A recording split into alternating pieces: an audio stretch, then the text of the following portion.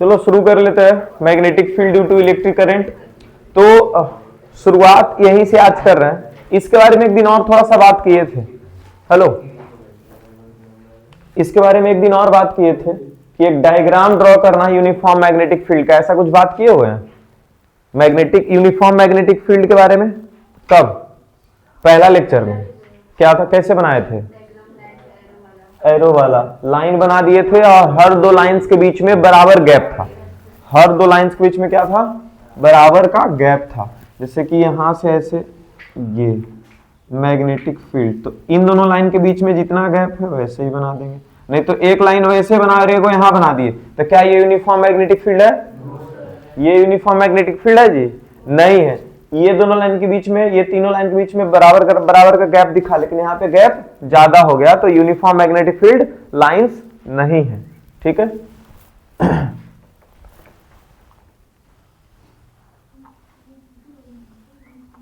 थोड़ा बहुत ऊपर नीचे हो जाए तो संभाल लेना, नहीं कि नहीं सर एकदम नहीं।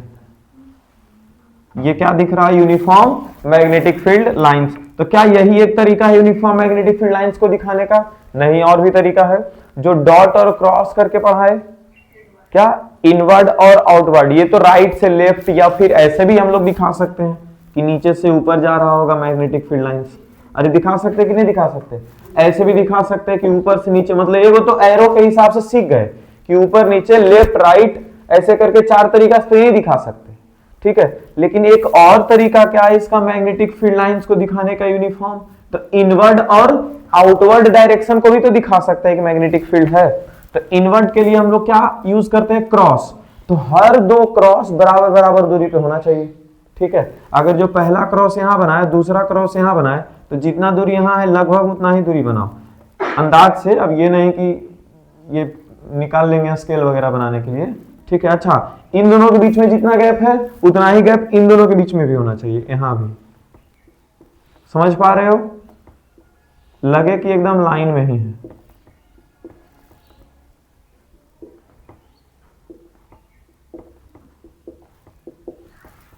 ठीक है, ये ठीक है। थोड़ा सा इन दोनों के बीच में ज्यादा इधर गैप कम लग रहा है, लेकिन उतना ठीक है। यहां समझ पा रहे हो कि मैग्नेटिक फील्ड लाइंस यूनिफॉर्म कैसे हम लोग रिप्रेजेंट कर सकते हैं? यहां डॉट से भी रिप्रेजेंट किया जा सकता है। ये कहां कैसा मैग्नेटिक फील्ड लाइंस होता है?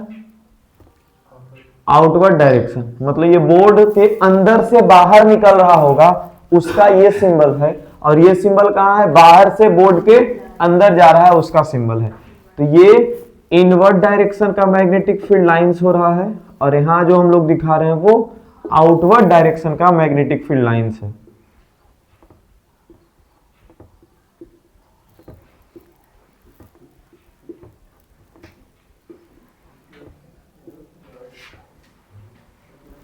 समझ में आ गया क्या क्या कर रहे थे यहाँ पे? ठीक है, ये पढ़ाना हमको कल ही था, लेकिन कल तो ये टाइम खत्म हो गया था। अब आ गया सोलेनॉइड। ठीक है, यहाँ से क्वेश्चन बने या ना बने, लेकिन इसके वजह से जो हम लोग परमानेंट मैग्नेट बनाते हैं उससे क्वेश्चन बनता है 1 नंबर का। ठीक है, अब चूंकि 3 अलग अलग सेट बनाया जाता है, तो किसी के सेट में सोलेनॉइड का क्वेश्चन हो सकता है, तो किसी के सेट में फ्लेमिंग्स लेफ्ट हैंड रूल हो सकता है, तो किसी के सेट में थंब रूल हो सकता है। ठीक है, वो डिपेंड करता है, लेकिन क्वेश्चन जिस टॉपिक से बनने वाला होता है उसी से अभी भी बन रहा है। ठीक है, ज्यादा सेट होने के वजह से भी ऐसा नहीं है कि अलग अलग टॉपिक से क्वेश्चन बन जाएगा। कोई नया टॉपिक तो खोज के निकालेगा नहीं, लेकिन जिस टॉपिक से आज के 5-8 साल पहले क्वेश्चन बनाया जाता था वही टॉपिक से आज बनाया जा रहा है। अगर जो हॉट टॉपिक्स एक चैप्टर में 5 या 6 है, ठीक है, तो 2 टॉपिक से एक सेट में क्वेश्चन दे देगा, किसी 2 टॉपिक से दूसरा सेट में दे देगा, किसी 2 टॉपिक से तीसरा सेट में क्वेश्चन दे देगा। समझे?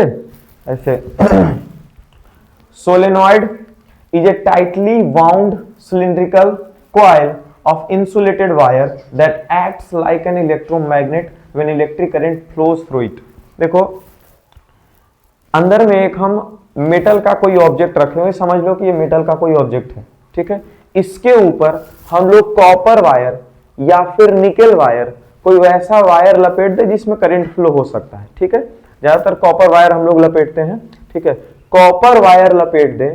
ठीक है, लेकिन कैसा कॉपर वायर है जी? देखो तो इंसुलेटेड होगा लिखा हुआ, इंसुलेटेड वायर लिखा हुआ है। इंसुलेटेड का क्या मतलब है?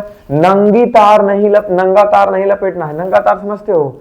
तार जो होता है उसके ऊपर कवरिंग होता है, तो कवर वाला भी तार नहीं होता, वो दूसरे तरह का इंसुलेशन उसके ऊपर चढ़ाया जाता। तुम अगर उस तार को देखोगे ना, तो जैसा ये तार दिख रहा है जिसपे ये क्या बोलते हैं, लटका हुआ है पर्दा, ठीक है, यही तार जैसा तुमको वो भी का तार दिखेगा, ठीक है, लेकिन उसको जब तुम छुओगे तो वो तुमको लगेगा कि कुछ तो इसके ऊपर फिसल रहा है। हाँ समझ गए, वो इंसुलेशन रहता है उसके ऊपर कुछ, मानो जैसे अगर इस तार को हम पेंट कर दिए तो कुछ ये इंसुलेशन उसको नहीं बोलेंगे, लेकिन पेंट अगर कर दिए तो क्या ये तार ढक गया, ऊपर से कुछ और दिख रहा होगा ना हमको, ठीक है, वैसे ही उस तार के ऊपर इंसुलेशन चढ़ा दिया जाता है, ठीक है, नंगा तार नहीं रखा जाता है। ऐसे इसको, ये क्या है हमारे पास, मेटल का कोई ऑब्जेक्ट है, इसके ऊपर हम लोग ऐसे तार लपेट दिए। अब तुमको जैसा यहाँ पे दिख रहा है, अंदर में कोई ऑब्जेक्ट है, अंदर में ये क्या है, कोई मेटल का ऑब्जेक्ट है यहां से यहां तक, और इसके ऊपर ये तार लपेटा गया। तो तुमको ऐसा नहीं लग रहा कि तार जो है सर एक बार यहां लपेटे हैं, एक बार यहां लपेटे हैं, फिर एक बार यहां, फिर एक बार यहां, फिर एक बार यहां, ऐसा लग रहा है क्या कि गैप है दो तार के बीच में? यहां से यहां देखने से तो ऐसा ही लग रहा है, लेकिन दो तारों के बीच में जितना कम गैप हो, सोलेनॉइड उतना ही ज्यादा बढ़िया होगा, ठीक है। दो वायर के बीच में जितना कम गैप हो उतना ही ज्यादा बढ़िया सोलेनॉइड होगा, उतना ही ज्यादा इसका इलेक्ट्रिक फील्ड होगा, उतना ही ज्यादा पावर का ये सोलेनॉइड या फिर इलेक्ट्रोमैग्नेट बन पाएगा, ठीक है। इसीलिए इस बारे में बोला भी जाता है कि हर दो वायर के बीच में गैप नहीं होता है, there is no gap between two consecutive turns, between two consecutive turns. इसको घुमाया जा रहा है ऐसे गोल गोल, टू कॉन्सिक्यूटिव वायर्स नहीं ना बोल सकते, दो अलग अलग वायर नहीं है, एक ही वायर को ऐसे गोल गोल गोल गोल घुमाया गया है और चिपका दिया गया इसमें।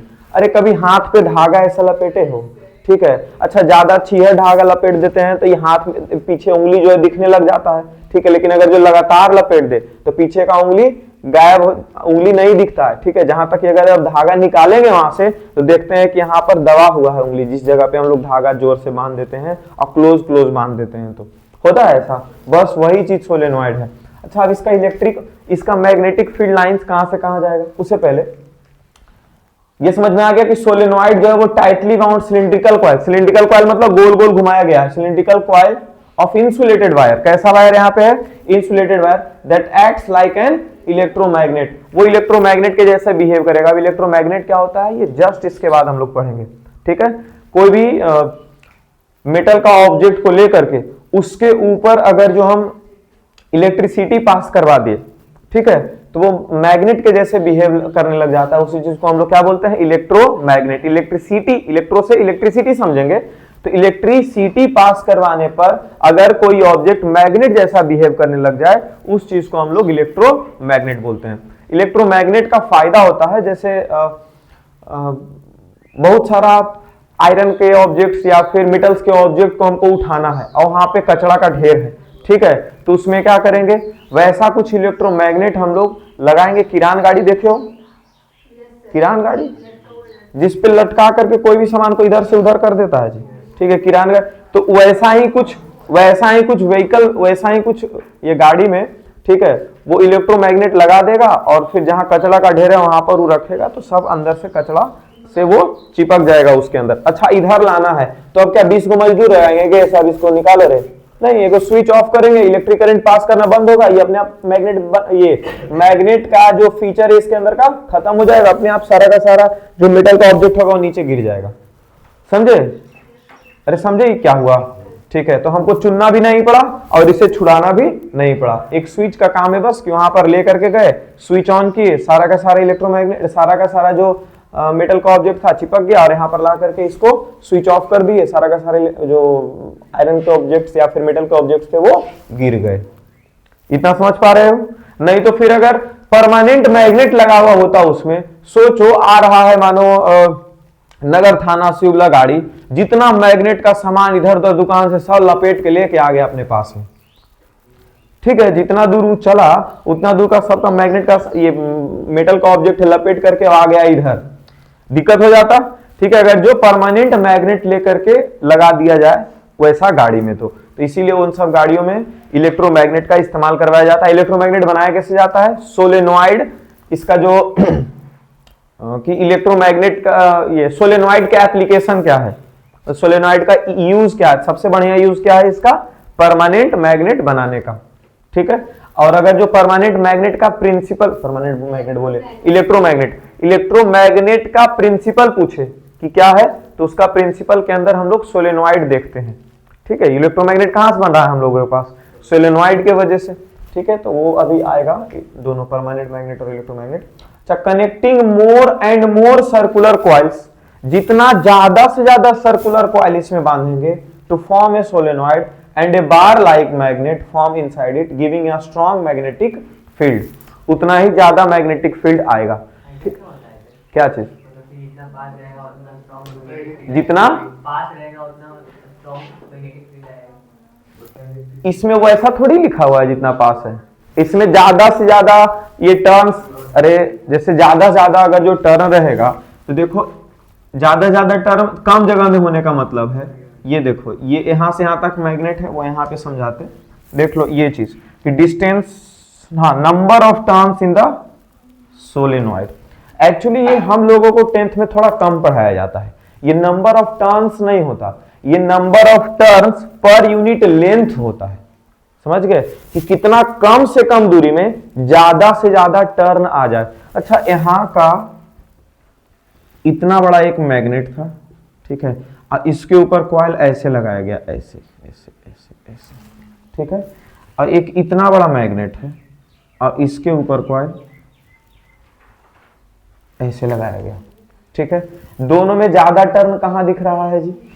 नीचे वाले में। अच्छा, ज्यादा टर्न अगर है तो क्या इसका मैग्नेटिक फील्ड लाइन ज्यादा क्लोज होगा कि नहीं होगा? अरे हर पॉइंट पे तो मैग्नेटिक फील्ड लाइंस बनता है, ठीक है, जिसकी वजह से ज्यादा से ज्यादा मैग्नेटिक फील्ड लाइंस बनेगा, और ज्यादा ज्यादा मैग्नेटिक फील्ड लाइन और ज्यादा क्लोज होगा मैग्नेटिक फील्ड लाइंस। और अगर मैग्नेटिक फील्ड लाइंस क्लोज हैं तो मैग्नेटिक फोर्स या मैग्नेटिक फील्ड ज्यादा स्ट्रांग होगा। यहां पर मैग्नेटिक फील्ड लाइन ज्यादा क्लोज नहीं है, जिसकी वजह से मैग्नेटिक फोर्स या फिर मैग्नेटिक फील्ड का स्ट्रेंथ जो है वो यहाँ पे कम होगा, वीक होगा यहाँ पे, ठीक है। Field inside solenoid is uniform, यहां क्या लिखा गया है? सोलेनॉइड के अंदर जो मैग्नेटिक फील्ड होता है वो यूनिफॉर्म होता है, and having shape given as follows, यहां पर जो शेप दिया हुआ उसके जैसा रहेगा। अच्छा, अंदर में सोलेनॉइड का तो चलो यूनिफॉर्म मैग्नेटिक फील्ड है, अंदर में कैसा मैग्नेटिक फील्ड है? यूनिफॉर्म। और तुम लोगों के सिलेबस में यही है। एक चीज और देखो यहाँ पे लिखे हैं, around a solenoid overall magnetic field is non uniform. लेकिन ओवरऑल अगर हम लोग देखें तो सोलेनॉइड में मैग्नेटिक फील्ड नॉन यूनिफॉर्म होता है। जैसे कि यहां से निकलेगा तो सोलेनॉइड के अंदर तो मैग्नेटिक फील्ड यूनिफॉर्म है, लेकिन बाहर में इसका मैग्नेटिक फील्ड यूनिफॉर्म नहीं है, क्योंकि देखो यहां से ऐसे निकल रहा है,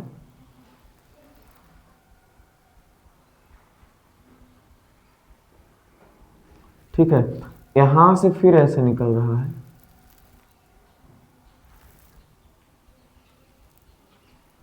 अंदर में एकदम सीधा लाइन बनेगा, उल्टा निकाल रहे, नॉर्थ से साउथ जाएगा ना, लेकिन अभी चलेगा।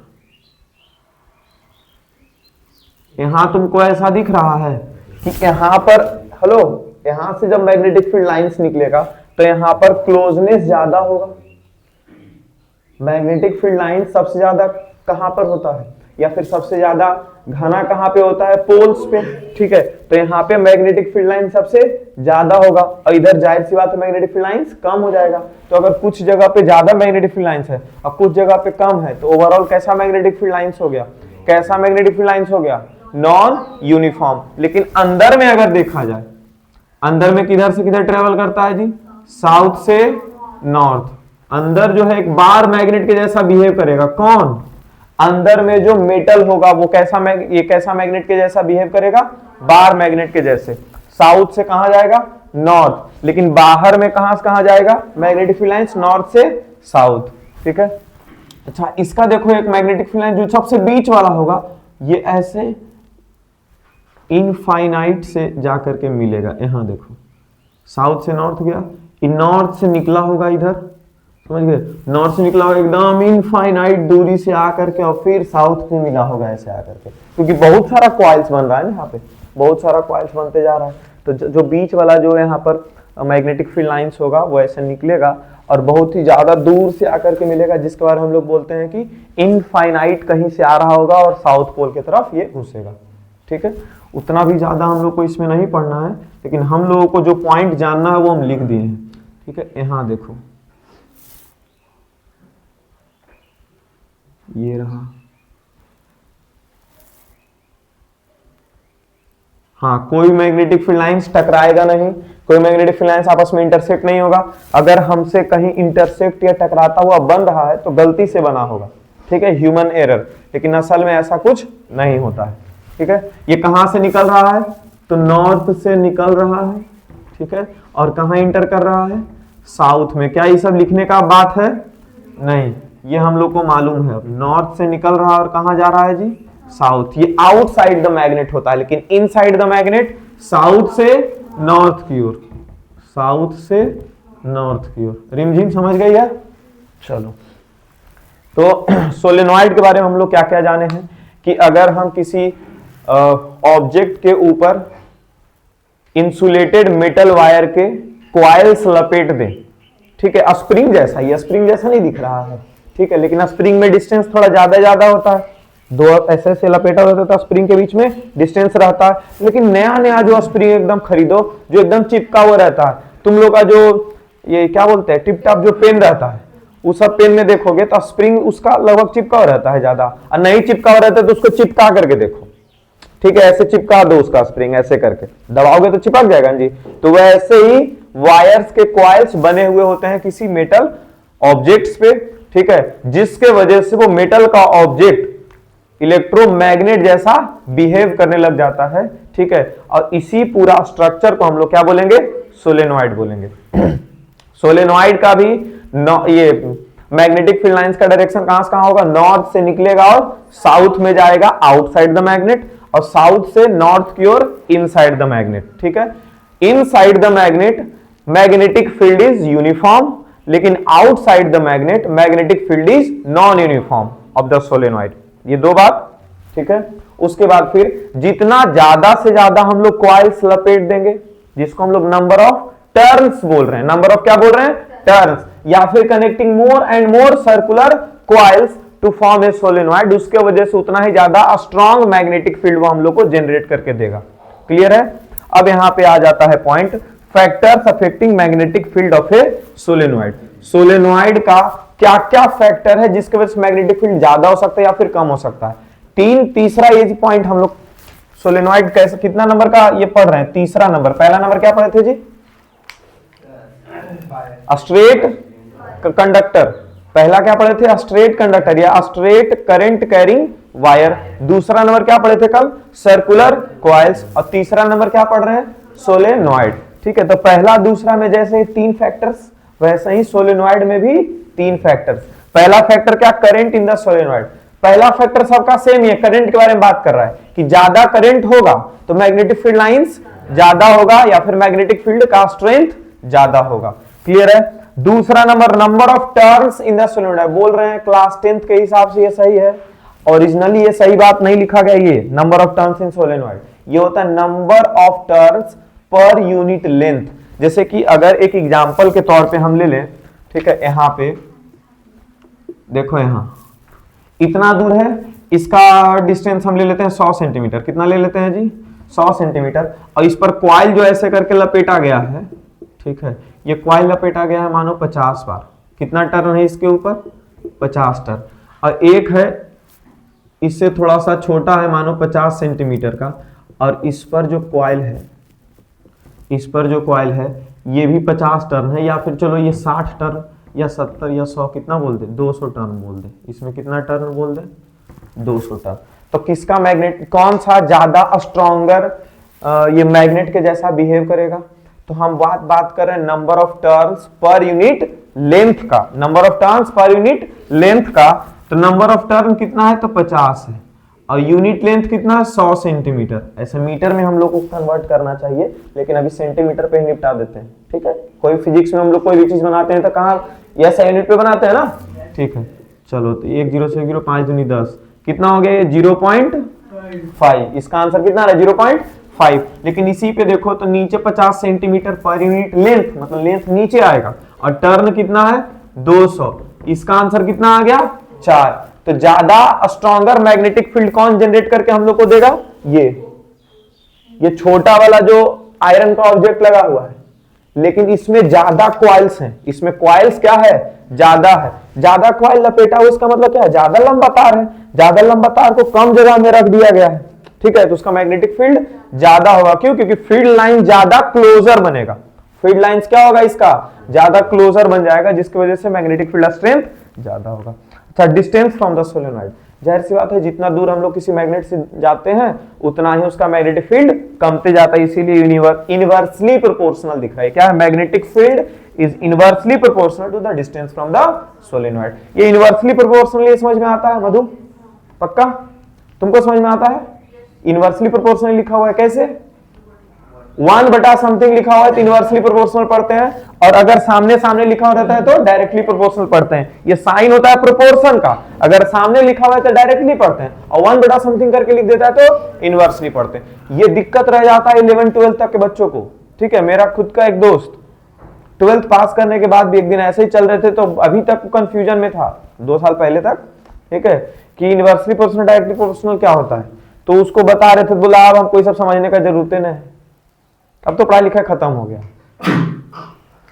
ठीक है। तो अब समझ के क्या करेगा, बच्चा को तो पढ़ाएगा नहीं, अपना बच्चा पढ़ाएगा जी वो तो नर्सरी क्लास के बच्चा को पढ़ाएगा ये इनवर्सली प्रोपोर्शनल 1-2 में, 1 to 5 तक तो पढ़ा सकता है, तो 1 to 5 में डायरेक्टली प्रोपोर्शनल काम है, तो ये अभी नहीं पढ़ाएगा 9-10 में, तब तक तो भूल जाएगा, छोड़ देगा, टीचर मंगवा। बस इसीलिए नहीं सीख रहा था, ठीक है। और हम भी सोचे ठीक है नहीं सिखाते हैं, फिर मेरे पास भेज देगा बाद में। हाँ इधर देखो इलेक्ट्रोमैग्नेट के ऊपर ही बोल रहे थे ना कि सवाल इसका फिक्स है कि आता ही है, ठीक है। वो कुछ भी सवाल हो सकता है छोटा मोटा, ठीक है, कि इलेक्ट्रोमैग्नेट जैसे ये डिफरेंस बिटवीन परमानेंट मैग्नेट और इलेक्ट्रोमैग्नेट ये हो सकता है, यूजेस ऑफ इलेक्ट्रोमैग्नेट के ऊपर हो सकता है। ये दोनों तुम्हारे लिए क्वेश्चन छोड़ करके रखे हुए हैं, ठीक है, तुम लोग खुद से ही लिखोगे, कुछ ज्यादा नहीं है। इलेक्ट्रोमैग्नेट का यूज तुमको 4 या 5 लिख लेना है, 3 भी मिले तो 3 भी लिख लेना, ठीक है।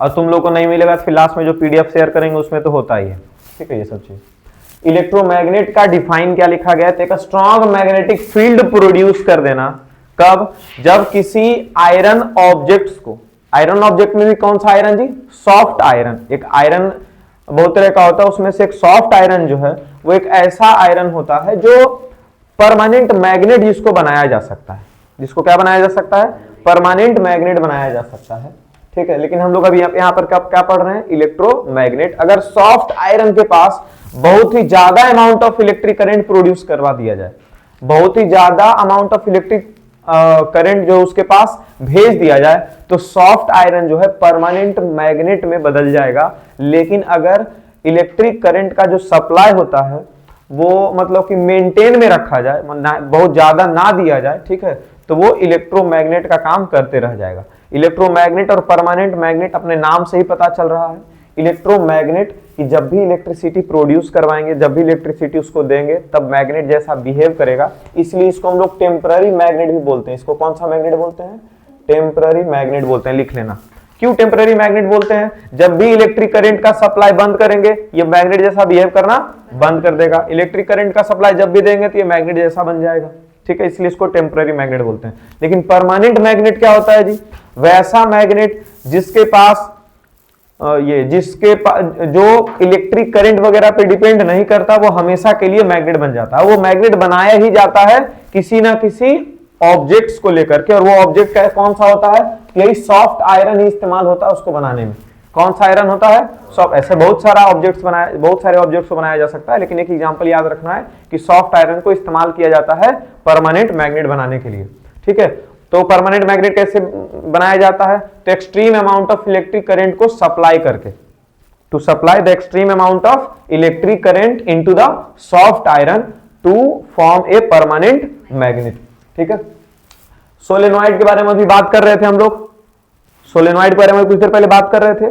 क्या बात कर रहे थे वहां पे, कि सोलेनॉइड हम लोग बनाते कैसे हैं, तो उसके अंदर कोई भी आयरन का ऑब्जेक्ट या फिर निकल का ऑब्जेक्ट या फिर कोई भी वैसा मेटल ऑब्जेक्ट जिसके ऊपर हम लोग इलेक्ट्रिक करंट का सप्लाई करवा दे तो एक फील्ड प्रोड्यूस करने लग जाता है। इसी पूरे स्ट्रक्चर को हम लोग सोलेनॉइड बोलते थे, ठीक है। और वैसा ही कुछ स्ट्रक्चर से हम लोग इलेक्ट्रोमैग्नेट भी बना लेते हैं। Can be used to magnetise a piece of magnetic material like soft iron. किसको मैग्नेटाइज किया जाता है? सॉफ्ट आयरन का। When placed in a soft coil. Soft coil क्या लिखा हुआ है इसमें?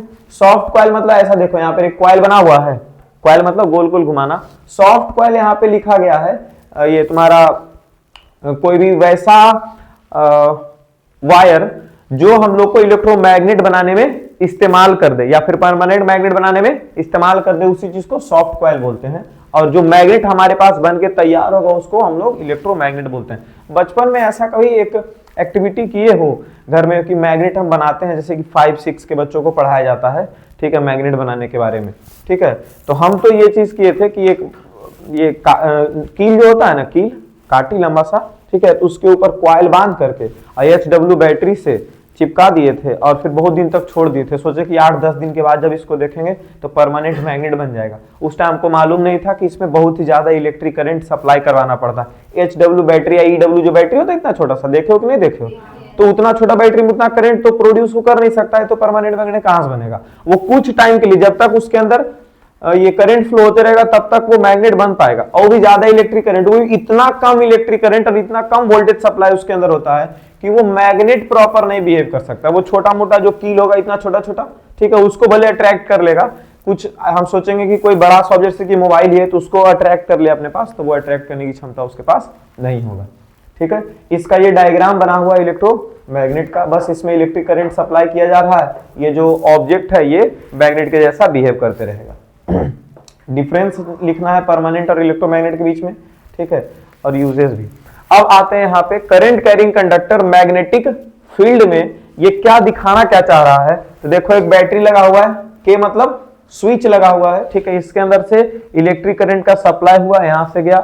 ये कोई कंडक्टर है, ठीक है, लटका हुआ है यहाँ पे, ये कोई क्या बोलते हैं तुम्हारा, कोई ऑब्जेक्ट है जिसके ऊपर लटका दिया गया रस्सी से बांध करके, ठीक है, या फिर वायर को ही लपेट करके लटका दिया गया। फिर ये करंट देखो यहाँ से फिर यहाँ फ्लो हुआ, ये तीर वही दिखा रहा है, करंट इस डायरेक्शन में जा रहा था, फिर यहाँ से यहाँ फ्लो हुआ, फिर ऐसे जा करके फिर ये सर्किट कंप्लीट किया। और यहाँ पे कौन सा मैग्नेट लगा हुआ है? Horse shoe shaped magnet. इसको क्या बोलते हैं? हॉर्स शू शेप्ड मैग्नेट, ठीक है।